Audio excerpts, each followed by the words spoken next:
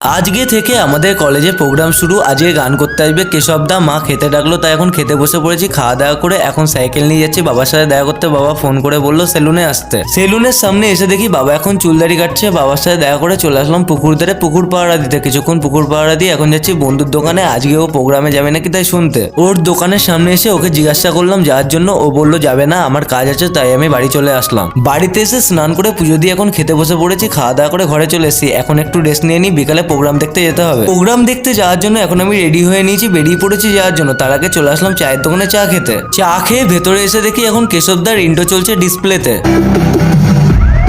কেশবদা এখন গান করার জন্য স্টেজে উঠে পড়েছে।